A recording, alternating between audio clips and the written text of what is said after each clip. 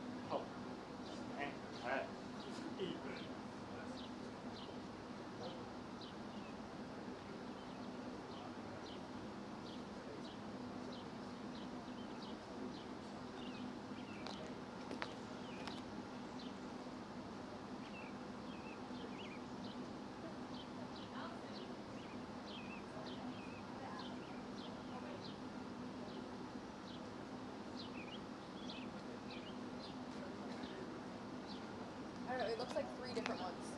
I'm gonna go ask. They trace back to there. But we have to do that.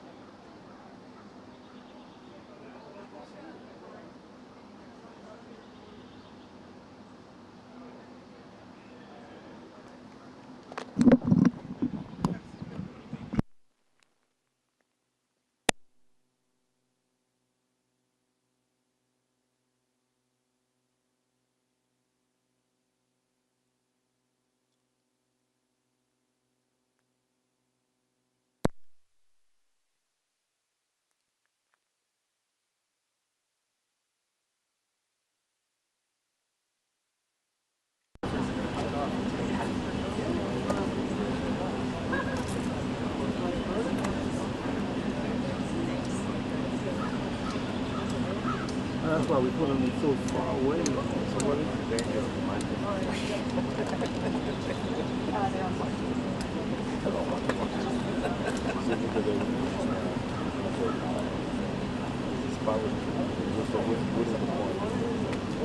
We're just gonna pull it back a little bit.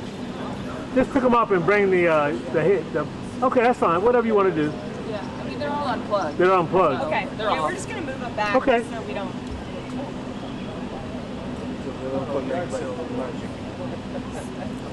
Yeah, really.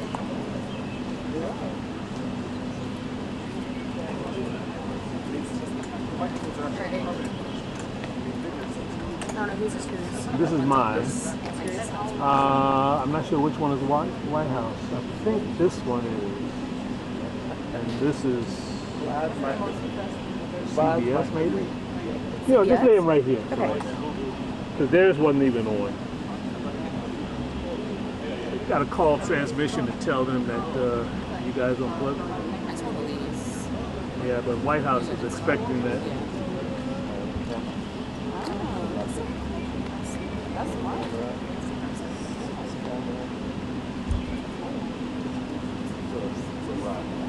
Yeah. Oh, you're busy.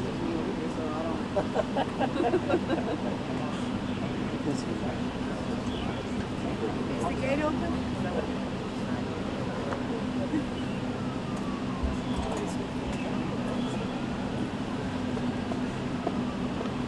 Hey, Jason Rodney here over at Stakeout at the White House West Wing.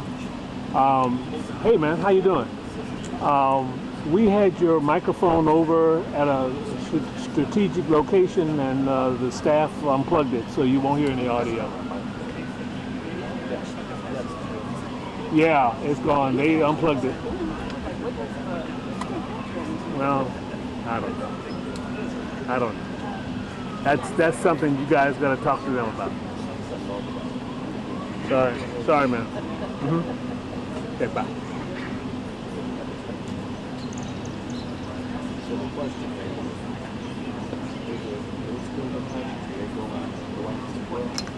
Do what now? You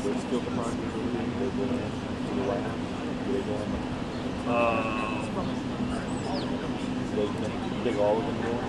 Could be. All of them. No. If they don't go in, you know what I'm saying? Then you have to see. There's ways to do stuff. One. Within the rules, you can still do it. Yeah.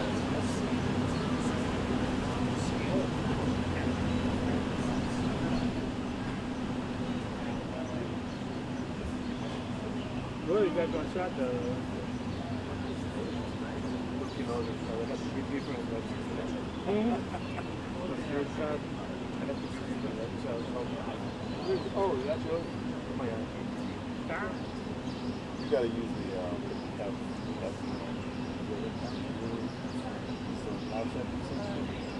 Is that Pong? Are you playing Pong right now? Playing Pong? Yeah. That's not true. My mom made sure I knew. You're right about that one. I waited.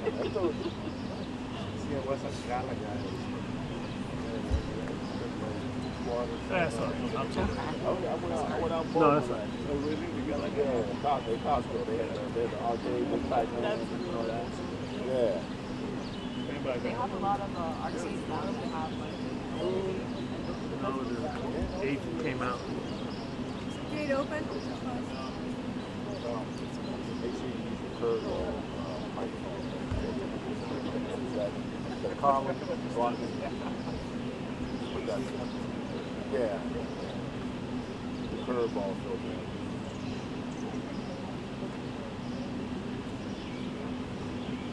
All right, my shotgun is up, so everybody watch your mouth.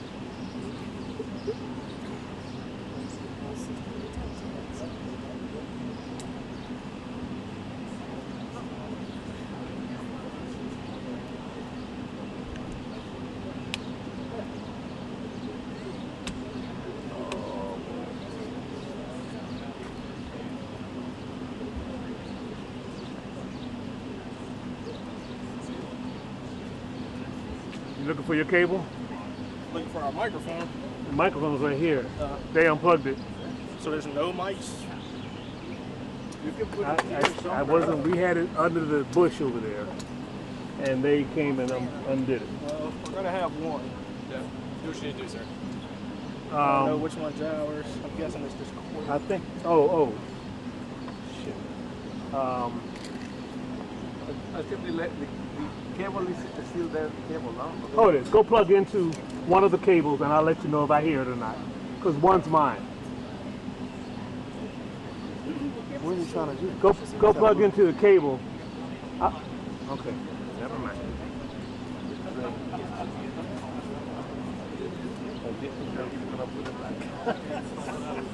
You gonna put it back?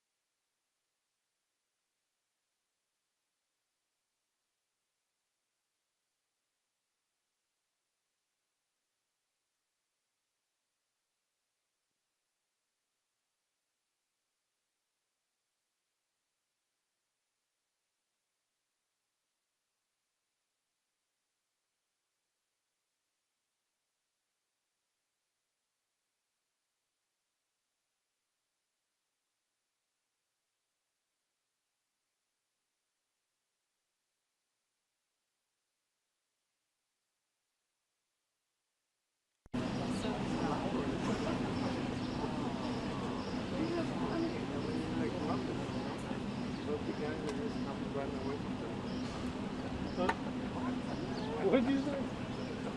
No, we're not talking about I know you're talking about Dexter. We can't see Dexter for a while, you know how much work it is much to run away from this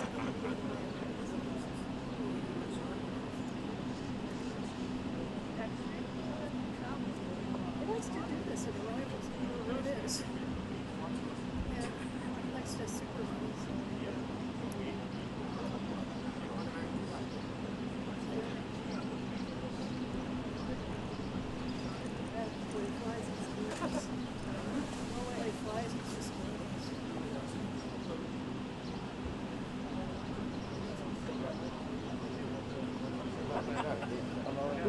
You already got it.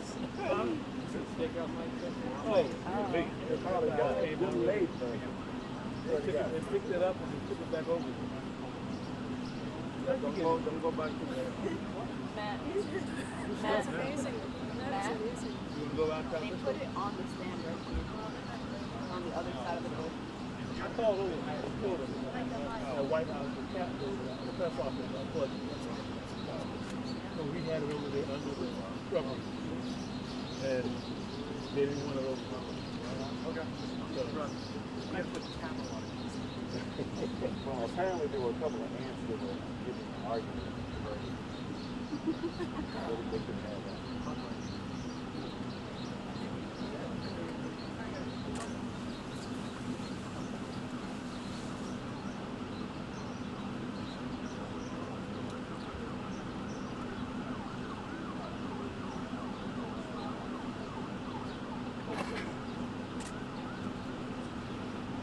You guys just holler when they open the gates. What do you want to holler? Just when they open the gate. No, I mean holler what? The gates are open. Oh, say that? Say I'm messing with you. You can say anything. I got don't know. bored. It's full of jokes today. Bananas today. You don't know what They look down there, so we've been putting those microphones there for I don't know how long. Several months ago, right? Oh, What the case is for. it's that on the back. Oh, okay. And it doesn't affect the cars? I've been doing that for years. Oh, okay. Well, she's got the case in. Yeah, but some, It's a thick case. Very useful. It's worked on this for years. okay.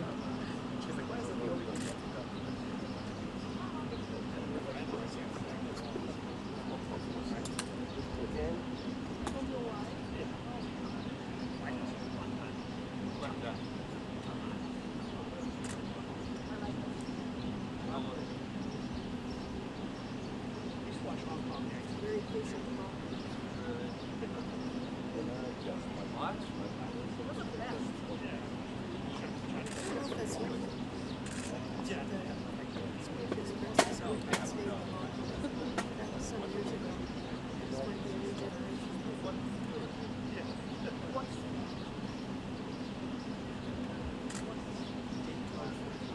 Oh boy.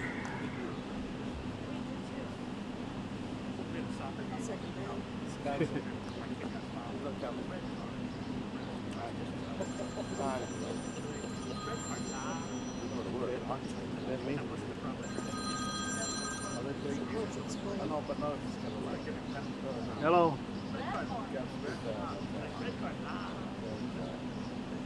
Hello.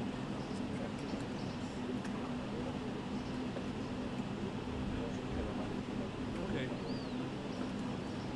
All right. You think so? Everybody said I don't think so.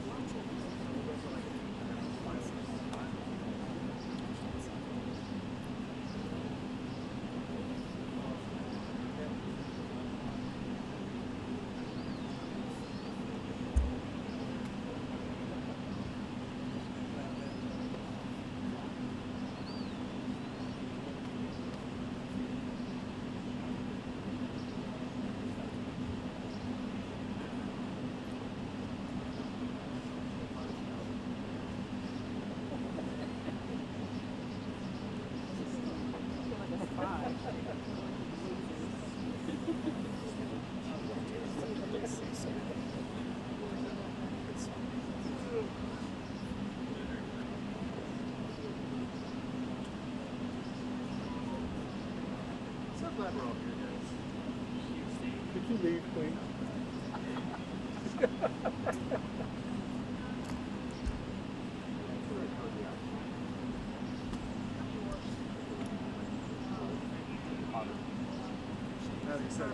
I'll go down to all at once.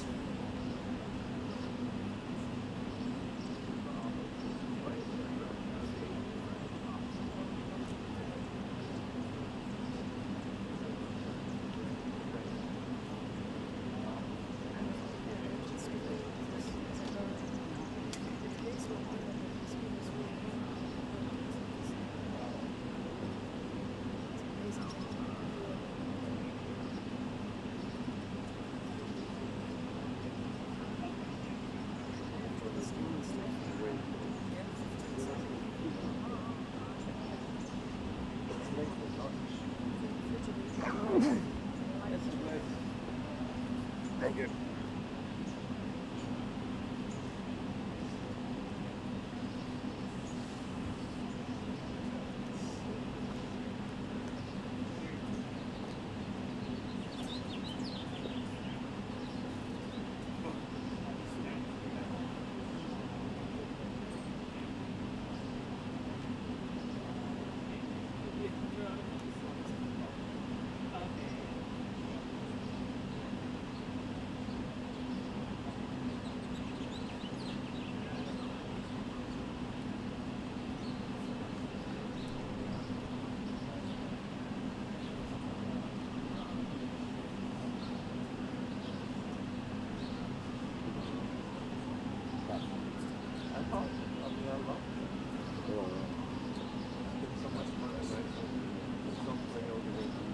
Oh yeah?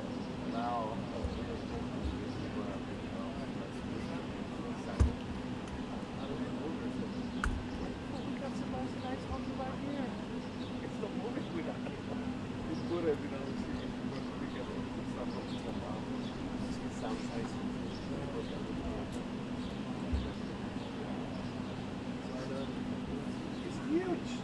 They're hot.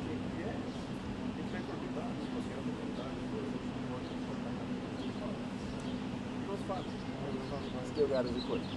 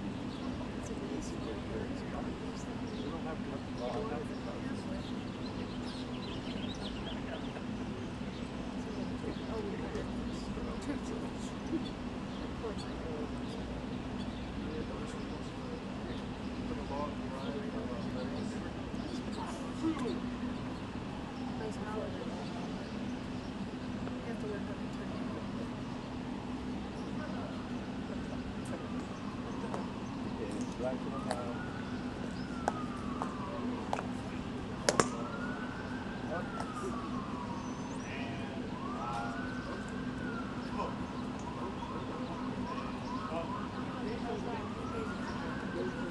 Gates opening.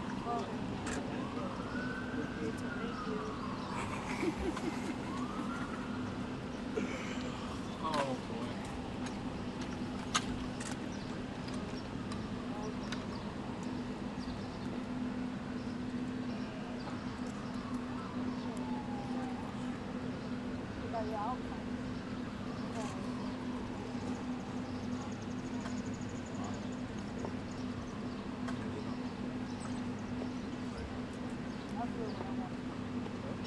Lean on your line.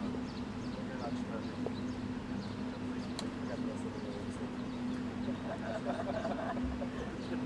Get that balance.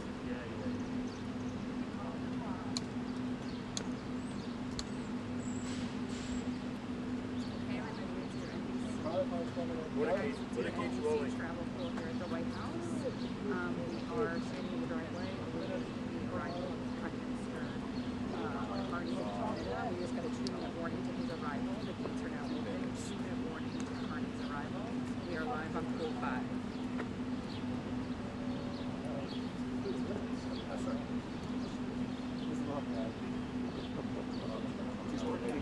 Suburban when it leaves. This will reach.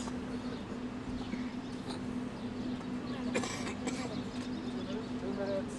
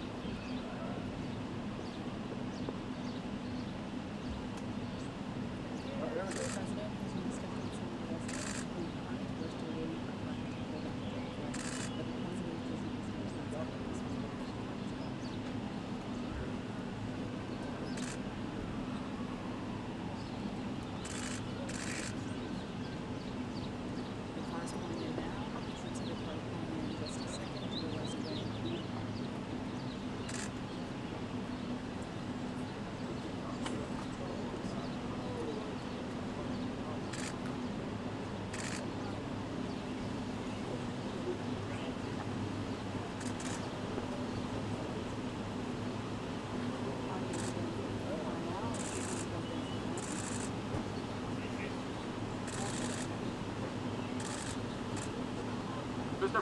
President, are you close to a trade deal? Canada, as you meet the new Prime Minister, sir. Do you think the Fed will cut interest rates tomorrow?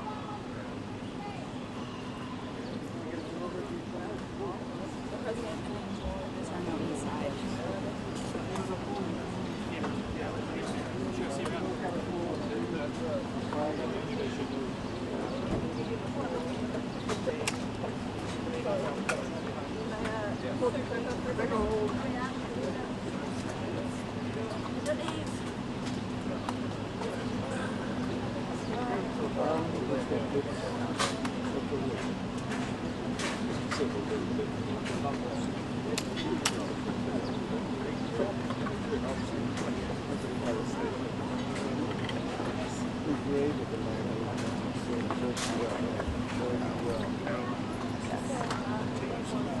Yeah, strict. Yeah, you're good. Yeah. Switch.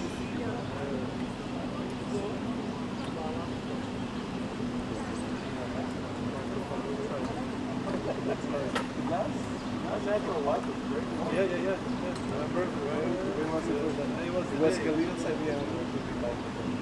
Yeah.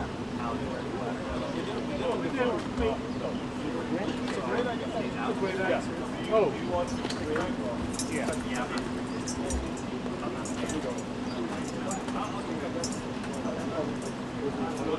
Instead of running through cables, but I don't know. So they still over there on top, so it must have hurt something. They hurt something. Where do you want me to put it? They're like, this is game over.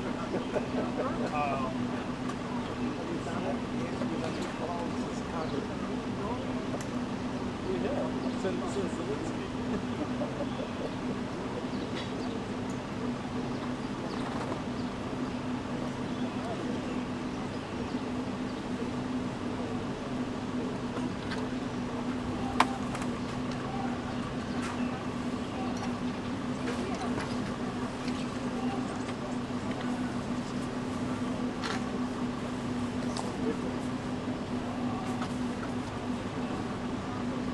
Flags! Port! Flags!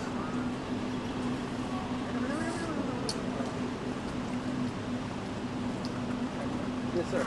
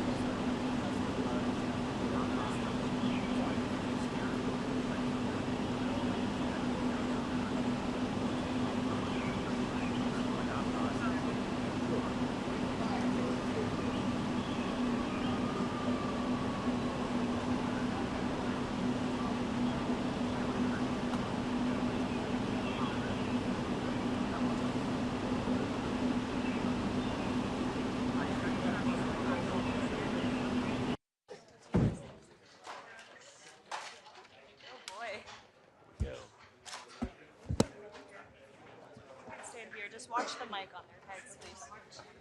Watch your stick.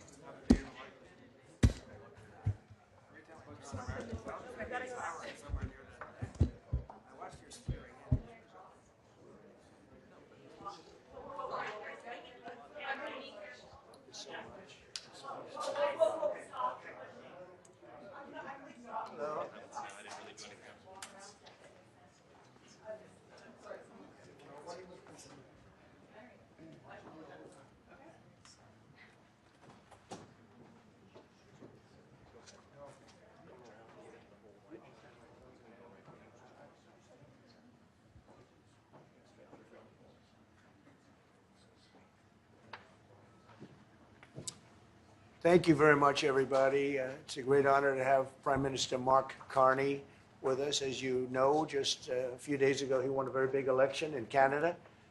And I think I was probably the greatest thing that happened to him, but I can't take vote credit.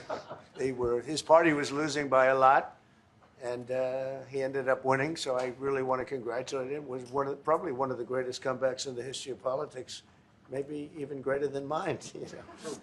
But I want to just congratulate you. That was a great election, actually. We were watching it with interest, and I think Canada chose a very talented person, a very good person, because we spoke before the election quite a few times. And it's an honor to have you at the White House and the Oval Office. And you see the new and improved Oval Office as it becomes more and more beautiful with love. You know, we handle it with great love and 24-karat gold. That always helps too. Right? But it's been a lot of fun. We're going over some of the beautiful pictures that were stored in the vaults that were for many, many years, in some cases over 100 years. They were stored in vaults of the great presidents, or almost great presidents, all having a reason for being up, every one of them. So it's very interesting. But I just want to congratulate you, and ran a really great race. I watched the debate. I thought you were excellent, and I think we have a lot of things in common. We have some tough points to go over, and that'll be fine. We're going to also be discussing Ukraine, Russia, the war, because Mark wants it ended as quickly as I do. I think it has to end. We had some very good news last night. The Houthis have announced that they are not, or they've announced to us at least, that they don't want to fight anymore. They just don't want to fight. And we will honor that. And we will stop the bombings. And they have capitulated, but more importantly, we will take their word. They say they will not be blowing up ships anymore. And that's what the purpose of what we were doing. So that's just news. We just found out about that. So I think that's very, very positive. They were knocking out a lot of ships going, as you know, sailing beautifully down the various seas. It wasn't just the canal. It was a lot of other places. And I will accept their word, and we are going to stop the bombing of the Houthis. Effective immediately, and Marco, you'll let everybody know that, okay? Do you have something to say about that, by the way? It's a pretty big announcement. Yeah, this was always a freedom of navigation mission. These are, a band of individuals with advanced weaponry that were threatening global shipping, and the job was to get that to stop. And if it's going to stop, then we can stop. And I think it's an important development. And we'll have maybe before we're going to, as you know, the Middle East, Saudi Arabia. We're going to UAE and Qatar, and that'll be, I guess, Monday night. Some of you are coming with us. I think before then we're going to have a very, very big announcement to make, like as big as it gets, and I won't tell you on what, but it's going to, and it's very positive. I'd tell you if it was negative or positive. I can't keep that out. It is really, really positive. And that announcement will be made either Thursday or Friday or Monday before we leave. But it'll be one of the most important announcements that have been made in many years about a certain subject, very important subject. So you'll all be here. Mark, would you like to say a few words? Well, thank you, Mr. President. I'm on the edge of my seat, actually, for the big announcement. But thank you for your hospitality and above all, for your leadership. You're a transformational president, focus on the economy with a relentless focus on the American worker. Securing your borders, ending the scourge of fentanyl and other opioids, and securing the world. And I've been elected with my colleagues here, with the help of my colleagues here. I'm going to spread the credit to transform Canada with a similar focus on the economy, securing our borders, again on fentanyl. Much greater focus on defense and security, securing the Arctic and developing the Arctic. And the history of Canada and the U.S. is we're stronger when we work together, and there's many opportunities to work together. And I look forward to, addressing some of those issues that we have, but also finding those areas of mutual cooperation so we can move forward. That's great. Very nice. Thank you very much. It's a very nice statement. Mr. President, Anybody? Mr. President, is USMCA dead? No, it was actually very effective, and it's still very effective, but people have to follow it. So, that's been a problem. People haven't followed it. But it was a transitional step a little bit, and as you know, it terminates fairly shortly. It gets renegotiated very shortly. But I thought it was a very positive step from NAFTA. NAFTA was the worst trade deal in the history of our country, probably in the history of the world. And this was a transitional deal, and we'll see what happens. We're going to be starting to possibly renegotiate that if it's even necessary. I don't know that it's necessary anymore, but it served a very good purpose. And the biggest purpose it served is we got rid of NAFTA. NAFTA was a very unfair deal for the United States, a very, very terrible deal. It should have never been made. It was made many years ago, but it should have never been made.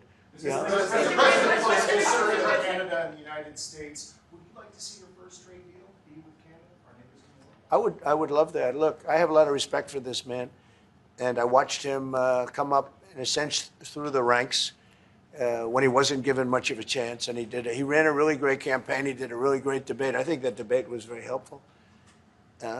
I was going to raise my hand. I don't know if that's good or bad. I shouldn't say that. That might hurt you.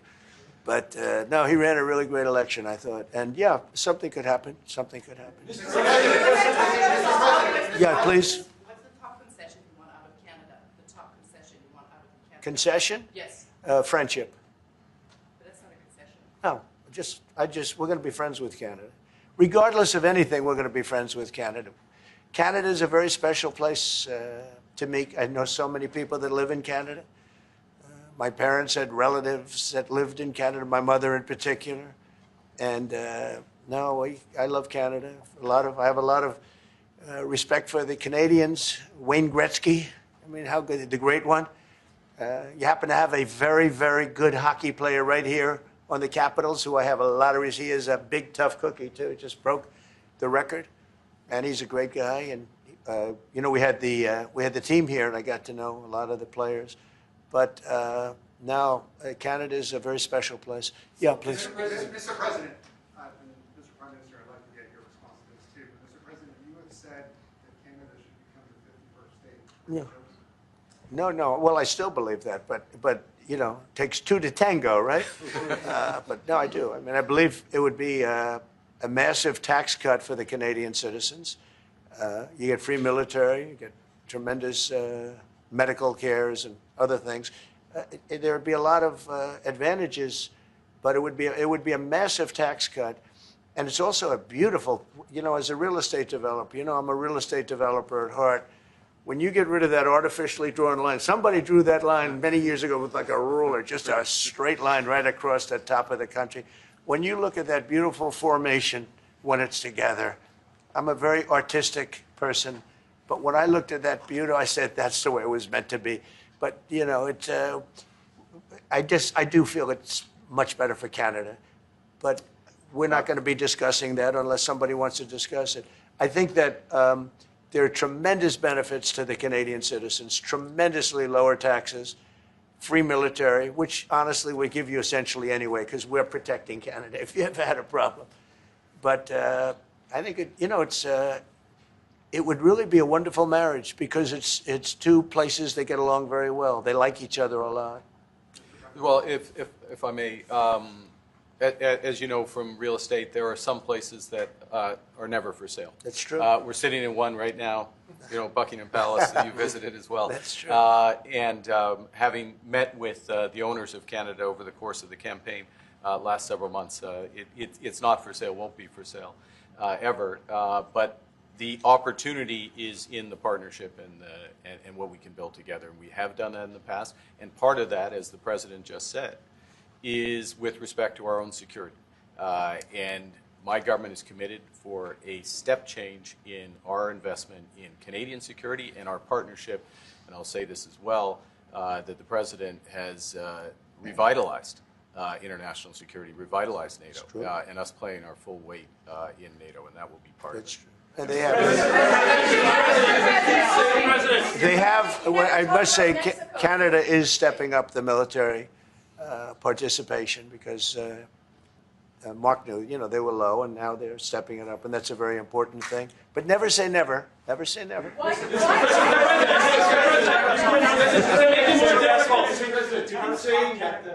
What would it take to get the tariffs off of Canada? Well, we'll be talking about different things. Like, we want to protect our automobile business, and so does Mark. But we want to make the automobiles, and we want to, we have a tremendous abundance of energy, more than any country. We have, just in Alaska alone, Anwar has been reopened now. Anwar is probably the largest find anywhere in the world. They say it's larger than Saudi Arabia. I don't know, but it's a lot. But we have tremendous amounts of energy. Other countries don't. We're both lucky in that way. They have energy. We have energy. We have more than we can ever use and more than we could ever sell, actually. And you have the same thing. So we're two countries that are very lucky. If you look at China, they don't have that. It's a big disadvantage. Other countries, most countries don't have. Most countries don't have that. So Canada and us, we have a lot of advantages over other places. Mr. President, when you consider what Mr. Carney just said, that Canada is not for sale, does this make the discussion a little more difficult to start on? No, not at all. No, not at all. No, time will tell. It's only time. But I say never.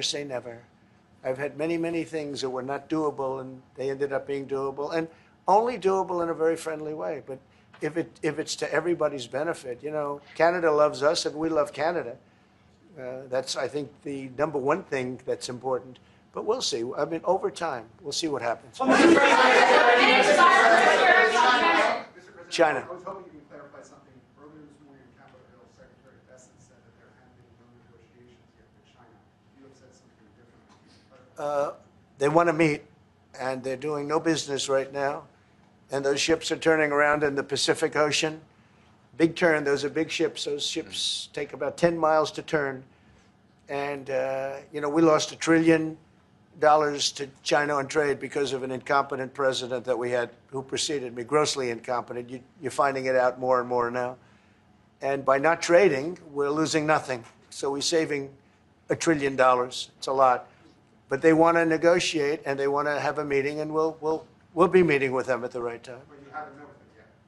I have not met with them, of course. You would know if I met. I'd tell you. They want to meet, but, we are right now. Look, they're suffering greatly. Their economy is suffering greatly because they're not doing trade with the U.S. And they made most of their money off the U.S. Don't kid yourself. They don't make the money off other countries like this. And they were making. We had a trade imbalance. We had a deficit, or they had a surplus. Another way of saying it, of more than $1 trillion. Think of it, more than $1 trillion. And because of 145%, that's the only reason, but because of they have now 145% tariff, there's no trading. You can't trade with 145%. We are, therefore, making, in a certain way, I guess, $1.1 trillion. In other words, we're not losing $1.1 trillion. Our deficit is much better. When I started, I say we were losing billions of dollars a day on trade. That's rapidly turning around. We looked at numbers this morning. So we were losing, the United States during Biden was losing more than, I won't even give you numbers because they're so embarrassing, but billions of dollars a day on trade. Those numbers are rapidly turning between the tariffs. Don't forget, we're now getting 25% on cars, 25% on aluminum, 25% on steel, and maybe more importantly, massive numbers of companies are moving into the United States. Honda, we have tremendous, the car companies are moving in at levels we've never seen before. The biggest investment ever made in the United States is being made right now. Trillions of dollars. I would say we could be at $9 trillion. You could go back to other presidents. They haven't had $1 trillion for their entire term. Look at Biden. He had bad numbers. People were leaving. They weren't coming in. They were leaving with Biden, and he didn't know the difference. The only thing he knew is people coming in.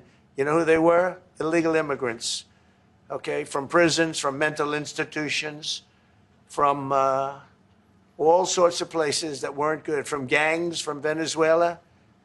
They were coming in and they were criminals and murderers. 11,888 people that murdered, and at least half of them murdered more than one person. This is what Biden led into our country. I'm bringing in big companies. We have Apple is investing $500 billion. We have Jensen, as you know, is going to be 500 biggest chip maker, or chip thinker, I call him. He's really a thinker more than a maker. But we also have the maker, Mr. Wei. I get to know them all in the last, it was a cram course. But they're all moving into America because of the tariffs. And I don't think people have appreciated it. Some people do. Some of the smart people do. So we have more money coming in. It's really an amazing thing. We have more money being invested in the United States now than at any time ever before in our history, and it's not even close. And I think the real number could be 9 or 10 trillion. We don't know everybody that's doing it. We have many. I just heard about a plant that's being built right now, a very, very top-of-the-line company, and they didn't come to the White House. They're just doing it because they're making it because if they build here, there are no tariffs. And this is the big market. This is the market. That sets us apart from it. This is the market where everyone wants to be. Now, if I didn't come here and do this, all of a sudden we wouldn't be the market where everyone wants to be. So we're able to do it in time. But we're going to have a great announcement. And I'm not necessarily saying it's on trade. Going to the beginning, we're going to have a great announcement over the next few days, an announcement that will be so incredible, so positive. And I'm not saying, I don't want you to think it's necessarily on trade. Just to finish, we also have a situation, because everyone says, when are you going to sign deals? We don't have to sign deals. We could sign 25 deals right now, Howard, if we wanted. We don't have to sign deals. They have to sign deals with us. They want a piece of our market. We don't want a piece of their market. We don't care about their market. They want a piece of our market. So we can just sit down, and I'll do this at some point over the next 2 weeks, and I'll sit with Howard and Scott and with our great vice president, who has done a really good job. We have some good news to report on a lot of fronts. But JD will be there, and Marco, and we're going to sit down, and we're going to put very fair numbers down, and we're going to say, here's what this country, what we want, and congratulations, we have a deal. And they'll either say, great, and they'll start shopping, or they'll say, not good, we're not going to do it. And I said, that's okay, you don't have to shop. Now, we may think, well, they have a right, that maybe we were a little bit wrong, so we'll adjust it. And then you people will say, oh, it's so chaotic. No, we're flexible. But we'll sit down, and we'll, at some point, in some cases, we'll sign some deals. It's much less important than what I'm talking about. For the most part, we're just going to put down a number and say, this is what you're going to pay to shop. And it's going to be a very fair number. It'll be a low number. We're not looking to hurt countries. We want to help countries. We want to be friendly with countries. But you keep writing about deals. When are we going to sign? When? It's very simple. We're going to say, in some cases, we want you to open up your country. In some cases, we want you to drop your tariffs. I mean, India, as an example, is one of the highest tariffs in the world. We're not going to put up with that. And they've agreed already to drop it. They'll drop it to nothing. They've already agreed. They would have never done that for anybody else but me. So we're going to put down some numbers, and we're going to say our country is open for business. And they're going to come in, and they're going to pay for the privilege of being able to shop in the United States of America. It's very simple. It's very simple. So I wish they'd keep, stop asking, how many deals are you signing this week? Because one day we'll come and we'll give you 100 deals. And they don't have to sign. All they have to do is say, oh, we'll start sending our ships right now to pick up whatever we want or to bring whatever we want. It's very, very simple. And I think my people haven't made it clear. We will sign some deals. But much bigger than that is we're going to put down the price that people are going to have to pay to shop in the United States. Think of us as a super luxury store, a store that has the goods. You're going to come and you're going to pay a price, and we're going to give you a very good price. We're going to make very good deals. And in some cases, we'll adjust. But that's where it is. And we've been ripped off by everybody for 50 years, and we're just not going to do that anymore. We can't do that. And we can't let any country do that to us. We're just not going to do it anymore. On the Philippines,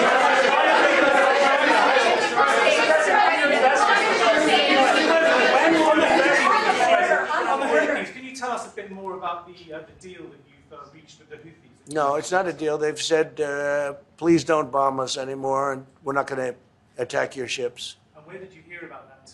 It doesn't matter where I hear it. The very good source, I could tell you. Very, very good source. Would you say, Marco? I would say pretty good, right, JD? A very good source. No, they don't want to be. They don't want to be. They don't want to be bombed anymore. You know, I sort of thought that would happen. No, behind you, please. Clarifying something you said on USMCA, is the U.S. prepared to walk away from that pact? From what pact? USMCA. No, it's fine. It's there. It's good. We use it for certain things. It's there. We have the USMCA is a good deal for everybody. I won't say this about Mark, but I didn't like his predecessor. I didn't like a person that worked for. She was terrible, actually. She was a terrible person. And she really hurt that deal very badly because she tried to take advantage of the deal and she didn't get away with it. You know what I'm talking about. But so, you know, we had a bad relationship having to do with the fact that we disagreed with the way they viewed the deal. And we ended it. You know, we ended that relationship pretty much. The USMCA is great for all countries. It's good for all countries. We do have a negotiation coming up over the next year or so to adjust it or terminate it. Mr. President. I'll say a word on USMCA, if I may, Mr. President. It is a basis for a broader negotiation. Some things about it are going to have to change. And part of the way you've conducted these tariffs has taken advantage of existing aspects of USMCA. So it's going to have to change. There's other elements that have come, and that's part of what we're going to discuss. Right. During the campaign, Prime Minister Carney talked about the American betrayal. How do you react if Canada decided not to shop in the American store as much as before and decided to partner with other countries? Well, we don't do much business with Canada from our standpoint. They do a lot of business with us. We're at like 4%. And usually those things don't last very long. You know, we have great things, great product. The kind of product we sell, nobody else can sell, including military. Look, we make the best military equipment in the world, and Canada buys our military equipment, which we appreciate. But we make the best military equipment in the world by far. The missiles, the submarines, everything. Everything we have is really top notch. I rebuilt our military during our last term. Stupidly, we gave some away to Afghanistan, which shouldn't have happened.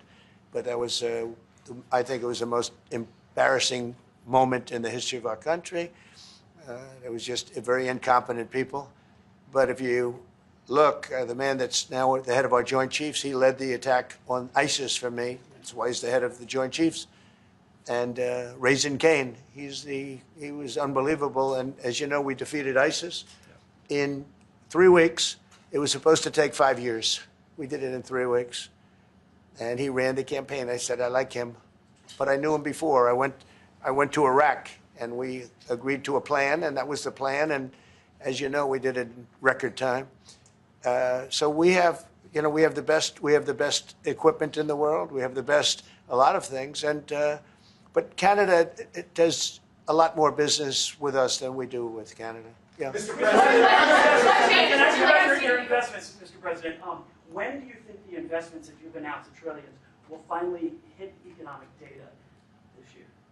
When you're saying about the tariffs? No, about the investments that you've announced. Oh, it's hitting right now. Look, they're already starting AI plants. These are not people that look for financing. That's a good thing. You know, in real estate, you get a site, then you have to look for financing, you have to get your zoning, you know, 5 years later you start building, you get a bank, then the bank's no good. These people have massive amounts of cash. The CHIPS Act was a ridiculous thing because that doesn't get them to build. All we did is hand very wealthy companies money. The CHIPS Act that was done by Biden. Billions, we give them billions of dollars. They don't even have to do anything with it. And then if you weren't, if you didn't have, and I don't want to be a wise guy, but if you didn't go with the DEI, if you didn't go with all of the different things, woke, if you weren't woke, you couldn't even use the money. You had to have a certain percentage of this and that and that and that. It's impossible to have. The companies actually complained to me. They say they gave me all this money, but nobody can get these people to do anything. I mean, look, President Obama, and if he wanted help, I'd give him help because I'm a really good builder and I build on time, on budget. He's building his library in Chicago. It's a disaster. And he said something to the effect, I only want DEI, I only want woke. He wants woke people to build it. Well, he got woke people, and they have massive cost overruns. The job is stopped. I don't know. It's a disaster. And I don't like that happening because I think it's bad for the presidency that a thing like that should happen. He's got a library that's a disaster. And he wanted to be very politically correct, and he didn't use good, hard, tough, mean construction workers that I love, Marco. I love those construction workers. But he didn't want construction workers. He wanted people that never did it before, and he's got a disaster in his hands. Like millions of dollars, really many millions of dollars over budget. And I would love to help him with it, or somebody else. I could recommend professionals. But it was not built in a professional manner. By the way, nor was in California a little train going from San Francisco to Los Angeles that's being run by Gavin Newsom, the governor of California. Did you ever hear of Gavin Newsom? He has got, that train is the worst cost overrun I've ever seen. It's like totally out of control. So then they said, all right, we won't go into San Francisco. We'll stop 25 miles short. And we won't go into Los Angeles. We'll stop 25 miles short. It's hundreds of billions of dollars for this stupid project that should have never been built. And then they realized that it would have been a lot less costly if we just gave limousine service back and forth and gave it free. They would have saved hundreds of billions of dollars. They have airplanes that go there for one 1/100th the cost. And they have cars. They have a thing called the highway that goes back and forth. It's not fully utilized. And they got involved with this project. And Gavin, I always liked Gavin. I had a good relationship with him. I just got him a lot of water. I sent in people to open up that water because he refused to do it. And we just got him a lot of water. If they would have had that water, and if they would have done what I said to do, they wouldn't have had the fires in Los Angeles. Those fires would have been put out very quickly. But if you think about it, and you got to take a look at this, it's the worst cost overrun I've ever seen. I've watched a lot of stupid people build a lot of stupid things, but that's the worst cost overrun I've ever seen, what's happening between San Francisco and Los Angeles. And you ought to ask about that because this government is not going to pay. I told our very great new Secretary of Transportation, he's doing a good job, Sean Duffy, I said, we're not going to pay for that thing. It's out of control. This is something that you don't have things like this. It's not even conceivable. Like 30 times over budget, 30 times. It's the craziest thing and now it's hundreds of, it was supposed to be a simple train. And I think the media should take a look at it. And I'd love him to run for president on the other side. I'd love to see that. But I don't think he's going to be running because that one project alone, well, that and the fires and a lot of other things, pretty much put him out of the race. Mr. President, what changes would you like to see to the USMCA? Or what changes would you like to see? We're going to work on some subtle changes, maybe. I don't even know if we're going to be dealing with USMCA.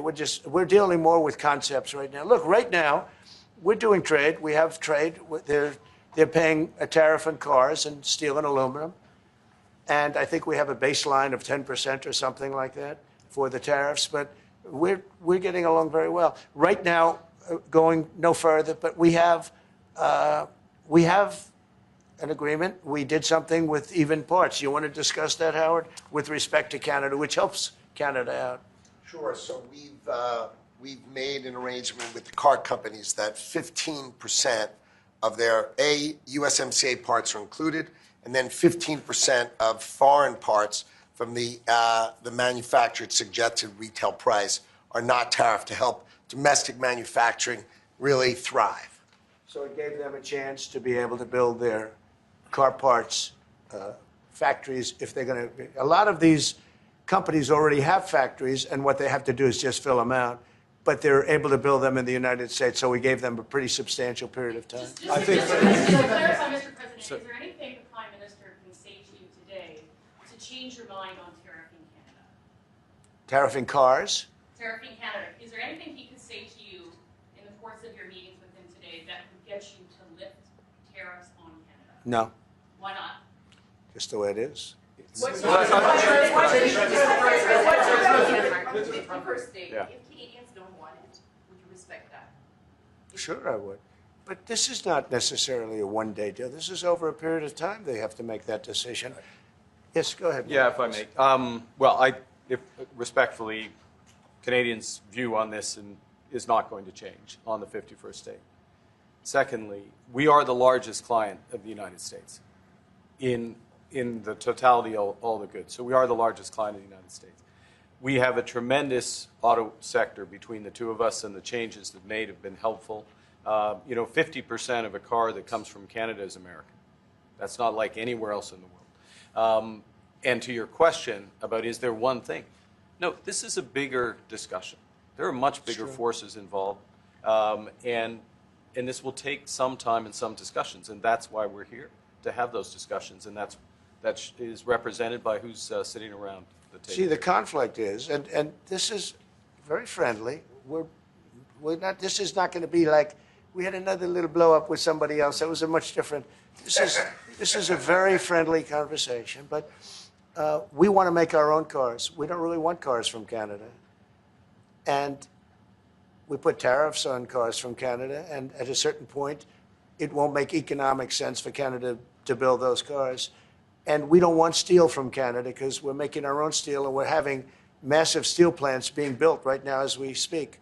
We really don't want Canadian steel, and we don't want Canadian aluminum and various other things because we want to be able to do it ourselves. And we, because of past thinking of people, we have a tremendous deficit with Canada. In other words, they have a surplus with us. And there's no reason for us to be subsidizing Canada. Canada's a place that will have to be able to take care of itself economically. I assume they can. I will tell you that Trudeau, when I spoke to him, I used to call him Governor Trudeau. I think that probably didn't help his election. But when I spoke to him, I said, so why are we taking your cars? Why are we taking we want to make them ourselves. I mean, I said, and if the price of your cars went up, or if we put a tariff on your cars of 25%, what would that mean to you? He said, that would mean the end of Canada. He actually said that to me. And I said, that's a strange answer, but I understand his answer. But no, I mean, it's hard to justify subsidizing Canada to the tune of maybe $200 billion a year. We protect Canada militarily, and we always will. We're going to, that's not a money thing. But we always will. But, it's not fair. But why are we subsidizing Canada $200 billion a year, or whatever the number might be? It's a very substantial number. And it's hard for the American taxpayer to say, gee whiz, we love doing that. Thank you very much. We're going to have a very substantive Thank you. Thank you very much. Why don't you tell us why did you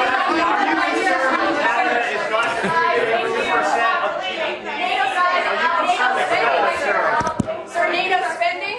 You come and tell Canada's NATO spending, headed out, thanks guys. You seem to do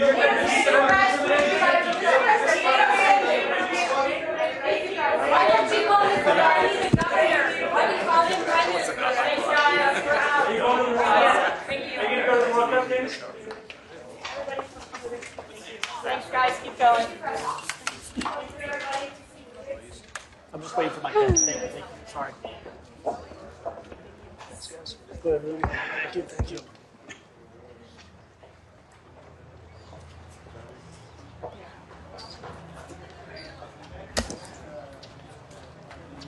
That's a cloud, though. Huh? I think it's just a cloud.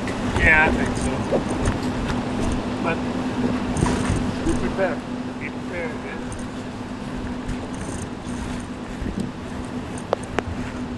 What did the ABC guys think? What did the ABC guys think? Thanks, guys. Appreciate it. Yeah, appreciate it. Yeah, I'm taking this out.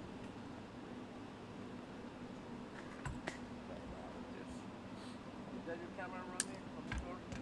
No, it's restriction.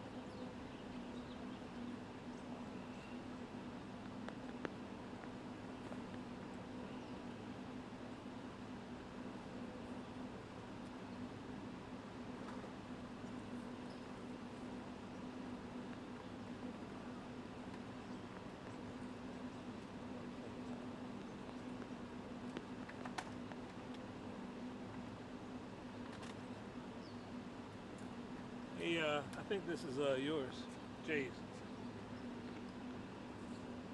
Oh, he left the mic there? Oh. Well, I told it was on the mic stand, and So did he put a mic or no?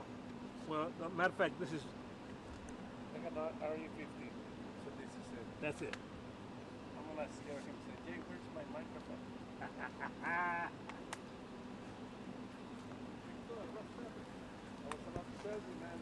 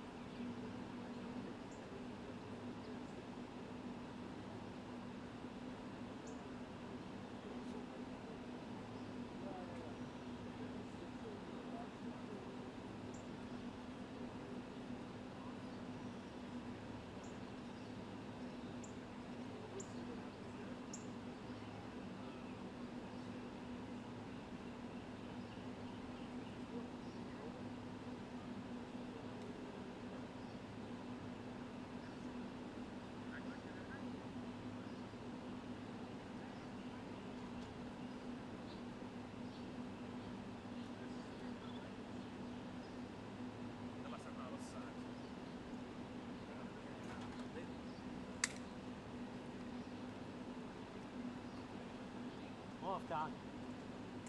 ها؟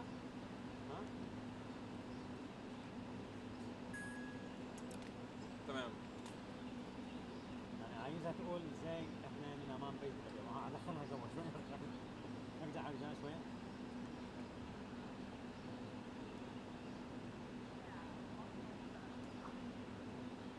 شغال؟ يعني منها من عندك انت؟ يلا من عندك.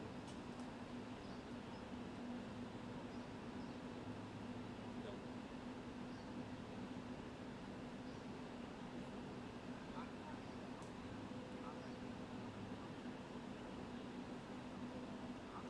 1 2 3 4 5 6 1 2 3 4 5 6.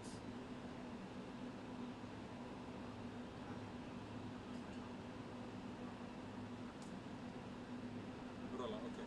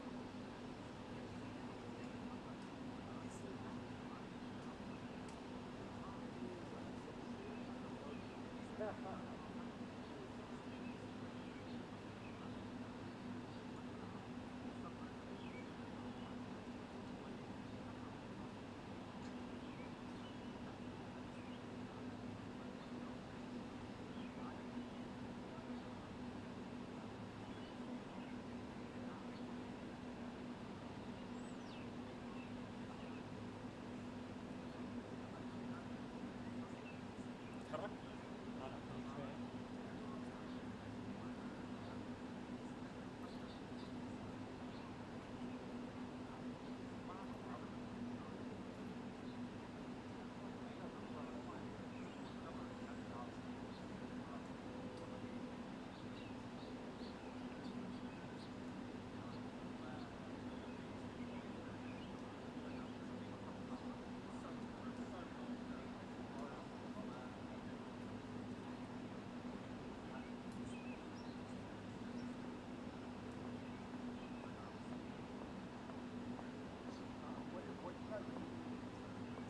والله لا تجي هيك بعد هناك هذا مرتين.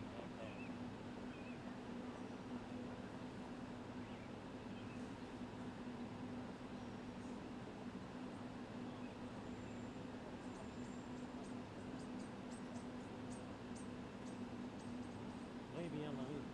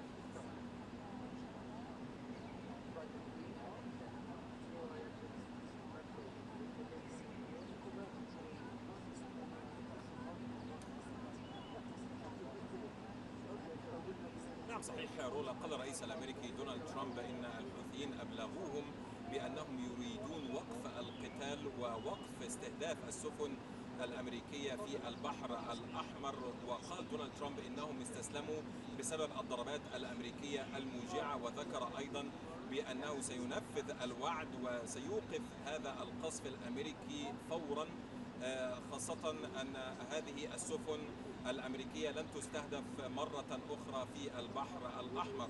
ولم يتحدث قط دونالد ترامب على الهجمات الإسرائيلية على الحوثيين، بل فقط ذكر بأن الولايات المتحدة الأمريكية ستوقف تلك الهجمات بسبب أن الحوثيين وعدوهم بعدم استهداف هذه السفن في البحر الأحمر. ولم يتحدث على الإطلاق على الجانب الآخر إن كان الحوثيين سيستمرون في استهداف الإسرائيليين أم لا.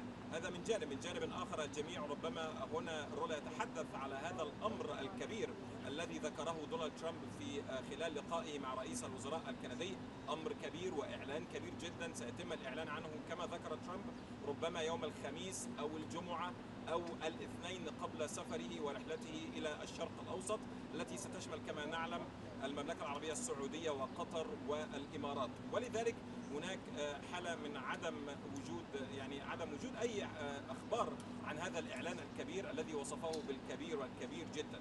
وبالعودة إلى موضوع الحوثيين، هذا وعد من الرئيس الأمريكي دونالد ترامب بأنه لن يستهدف الحوثيين مرة أخرى، وهذا الوعد الذي تحدث عنه سيتم تنفيذه فورا بعد حديثه إلى الصحفيين. ولم يتحدث قط على أي نوع من التنسيق على موضوع الضربات الأمريكية الإسرائيلية على الحوثيين، بل تحدث عن الجانب الأمريكي فقط الخاص بوقف هذه الضربات الأمريكية على الحوثيين. رولا.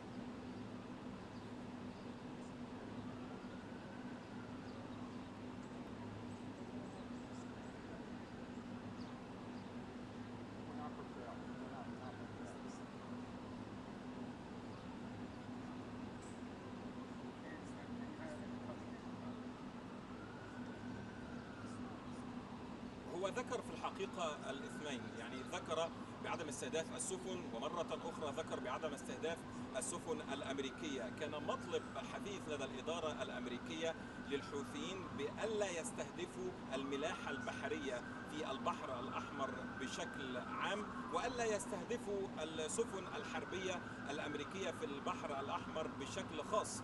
وكرر أكثر من مسؤول أمريكي خلال الأسابيع والأيام القليلة الماضية أنه في اليوم الذي تتحدث فيه جماعة الحوثي عن وقف تلك الهجمات في البحر الأحمر، سواء كانت على الملاحة البحرية بشكل عام أو السفن البحرية الحربية الأمريكية، سنوقف هذه الهجمات من قبل الجيش الأمريكي على الحوثيين.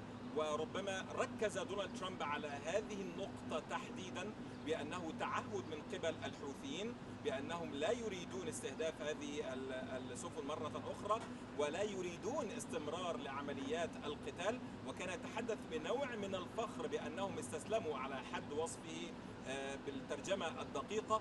ولذلك هو يؤكد على هذه النقطة تحديدا، ولم يتحدث على موضوع غزة أو على موضوع أنهم يستهدفوا تل أبيب ويستهدفوا الإسرائيليين بشكل مباشر، ولكنه فقط تحدث عن الجانب الأمريكي. وذكر حتى في حديثه بأنه هذا ما يهم أو هذا ما يهمنا بالتحديد، بأنهم لن يستهدفوا المصالح الأمريكية ولن يستهدفوا الملاحة البحرية في البحر الأحمر. ولذلك كان واضحا ونفذ تقريبا ما قاله وزير الدفاع الأمريكي ربما قبل يومين، عندما أكد بيت هيكسيت بأنه في اليوم الذي توقف فيه جماعة الحوثي الضربات الصاروخية على الملاحة البحرية في البحر الأحمر سنوقف الهجمات في اليوم التالي. وكرر حتى هذه التصريحات وزير الخارجية الأمريكي مارك روبيو الذي حضر هذا اللقاء مع ترامب ومع رئيس الوزراء الكندي،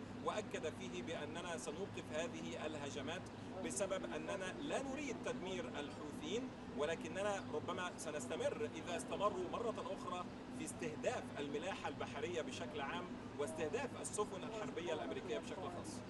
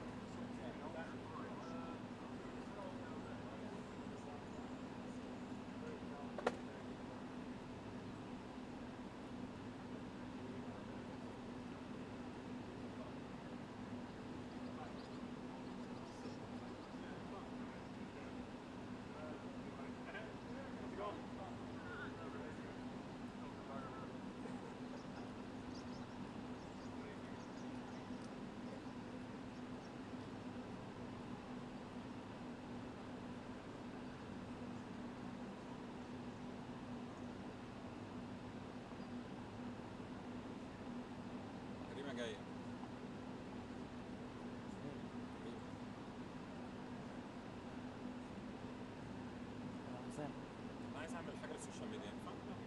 تليفون مجاني بس ما جبت في المايك مجاني بالكاميرا عندها مايك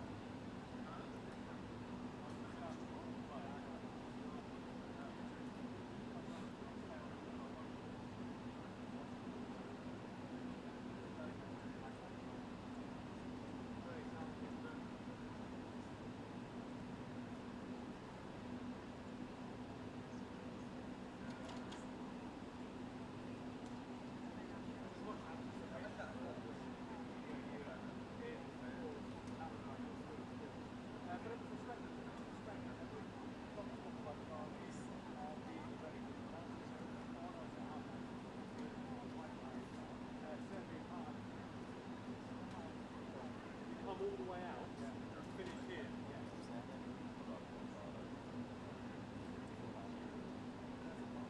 تجاية تسوي سوشيال ميديا مو؟ ها؟ بس جبت تليفوني لأنه ما جاي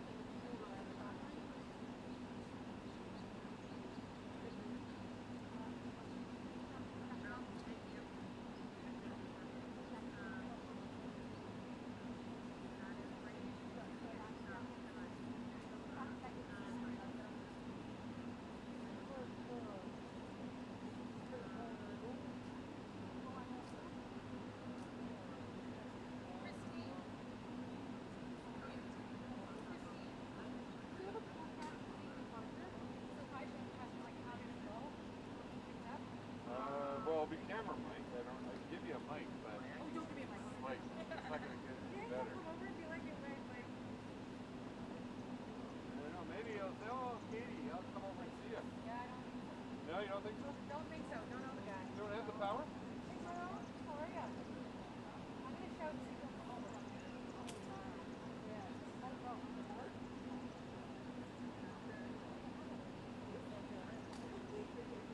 Katie, if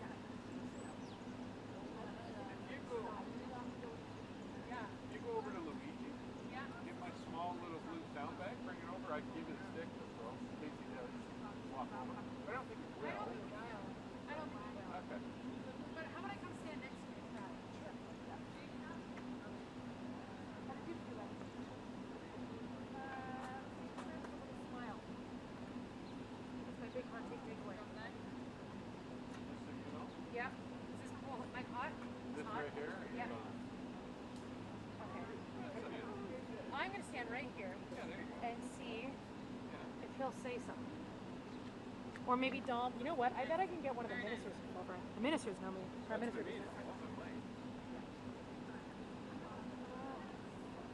Luigi, I'm going to take a long shot and try and ask a question. Maybe a minister will come over. Do you have a mic pack or the sound pack for him?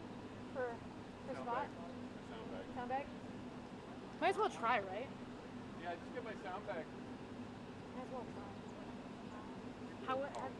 Now, I know you're wearing a bag, so we're going to treat everything like an hit. How was your experience? Have you been in the Oval before? I was. Oh, here it comes. Here it comes. I think it's too late. I think we just got to shoot it.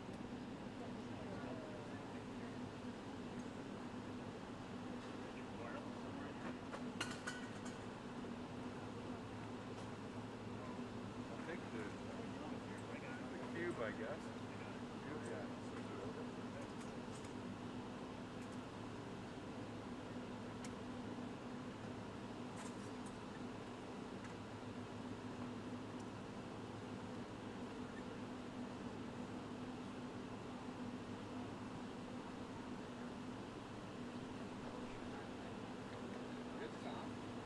I'm trying.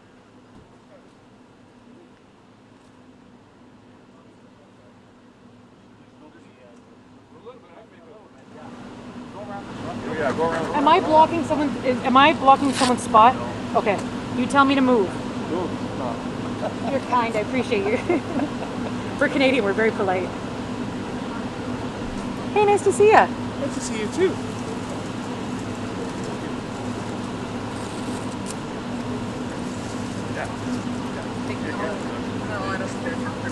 Pardon? That's much more important to me than me.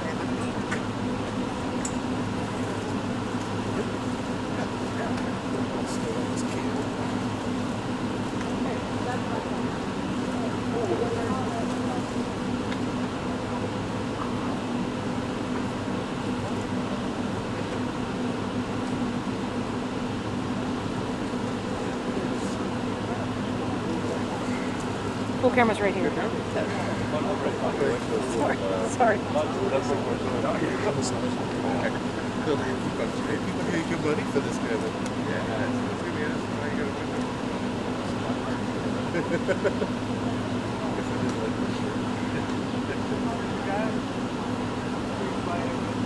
Oh, am I in your way? Kind of. How about I let me sneak out so you can go ahead. I just gotta get him coming out. Yeah.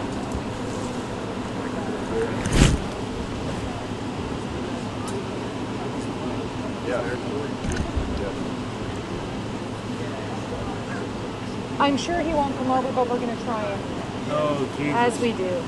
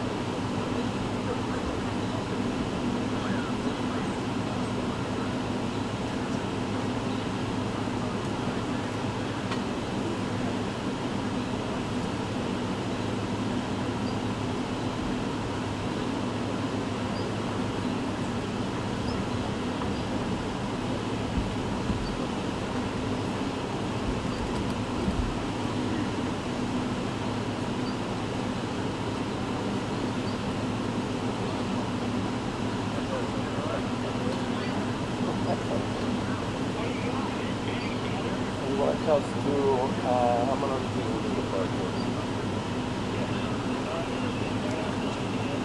Yes.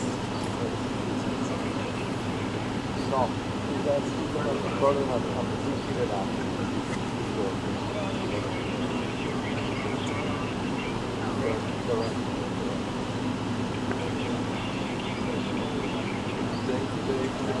Hi, Joshua. The pool mic is hot, so I'll tell you what my real thoughts later. But I'm wonderful, thank you.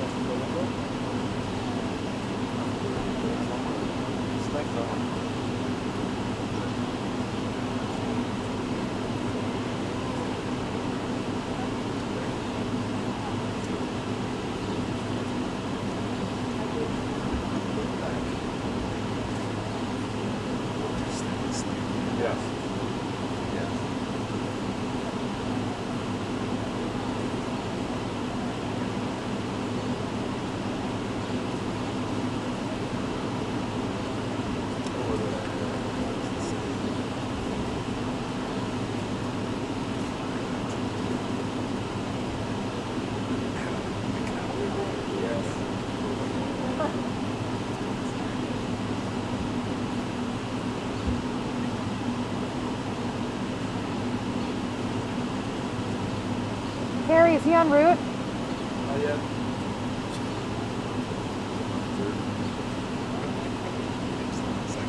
You know him to come over and talk?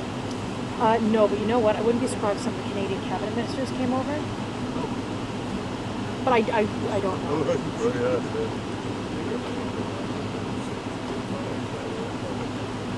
But because this is American turf, they might not want it, like this is the White House, they might not want to be perceived to be disrespectful. I don't know. Good point.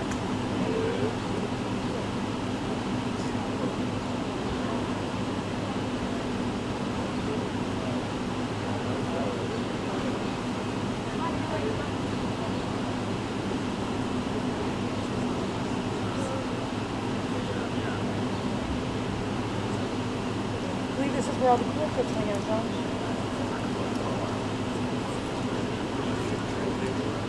Sorry.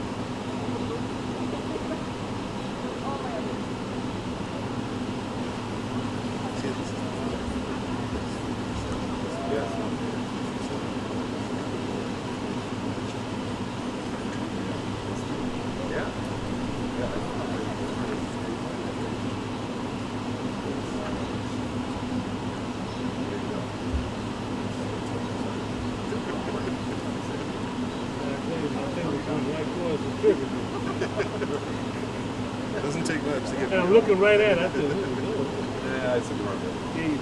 Yeah, keyword wrong. Definitely. Definitely. But you're active. You're right. You're ready. Excited. Excited. Okay, cool.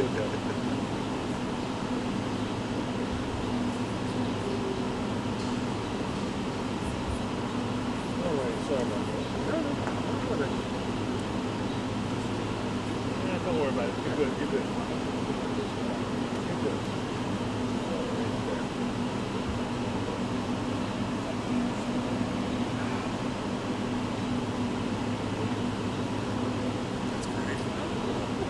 So you guys have another team? You're not, you're a traveler. Yeah, yeah. We leave here to go over the embassy. I see.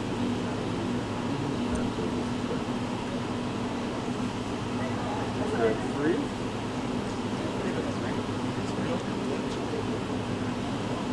What happened? I thought you were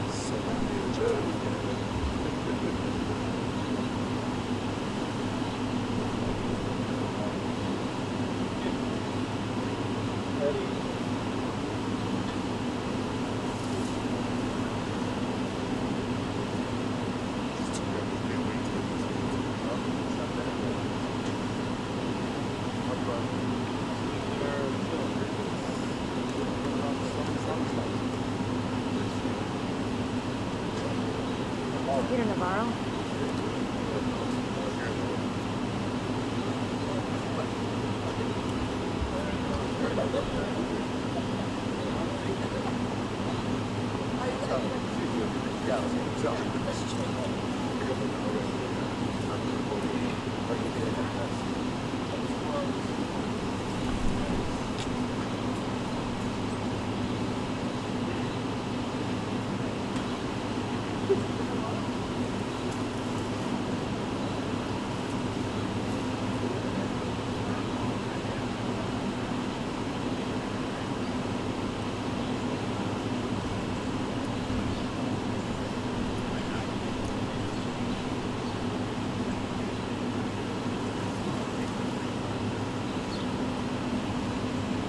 Carrie, anytime soon?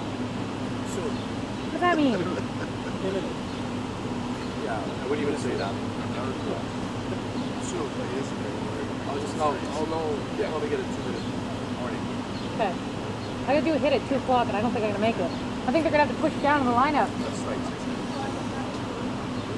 Is that? Oh, it's looking for the boat now, Yeah, they'll go real well. Real well with the networks. Considering I've worked for like multiple of them. I'll go real well. By the way, Katie. Oh, hi. Hello.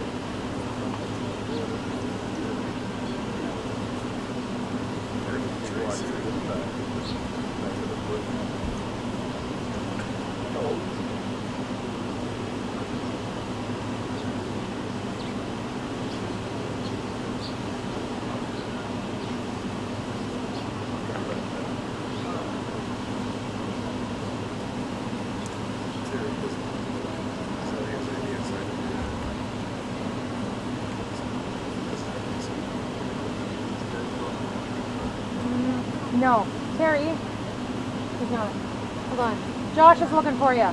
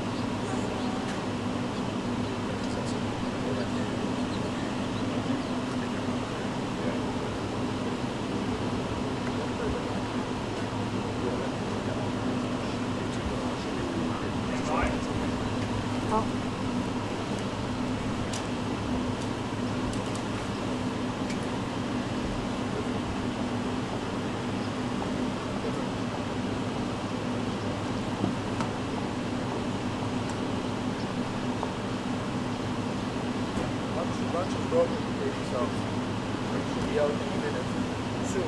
Thank you.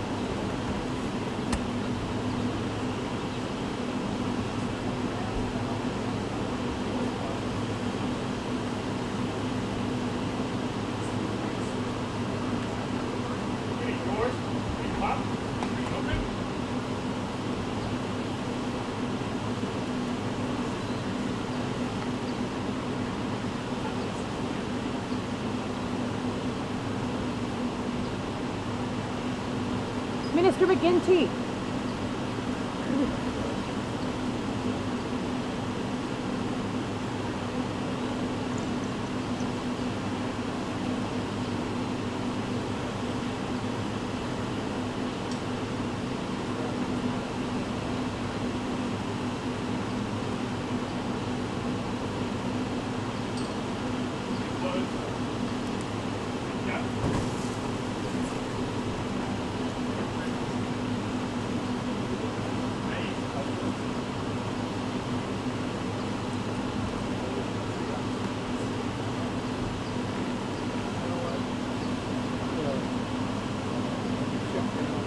Yep, does that work?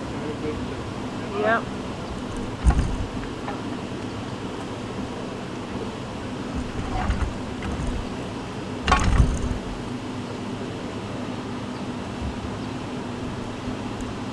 Marco.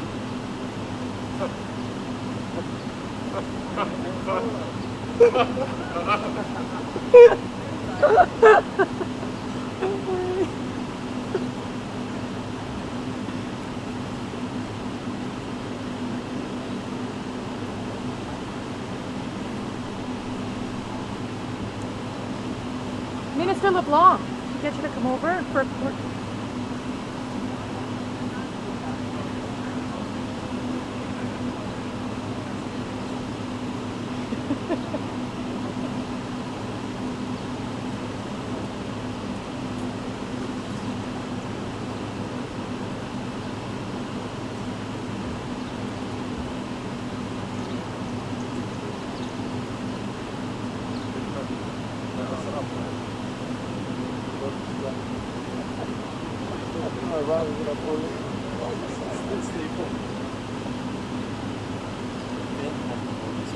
You want to come over for a chat?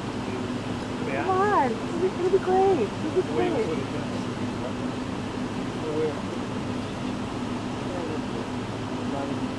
Oh, my. Sorry. Okay. Oh, you know what? If they're not going to come over, I'm mostly here because I was hoping to get them, and they're not going to come over because they're going to talk later. So I can probably get them over.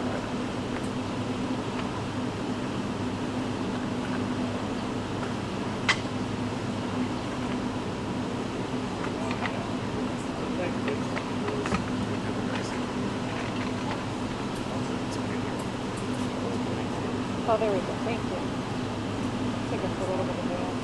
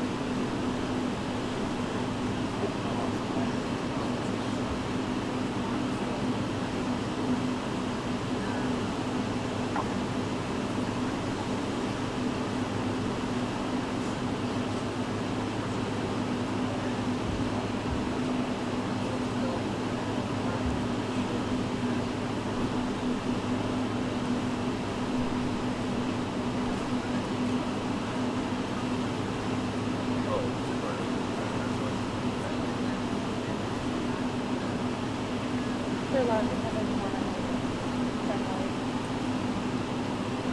Basically, I'm doing that to dog right now. I'm like, please come over here and chat with us.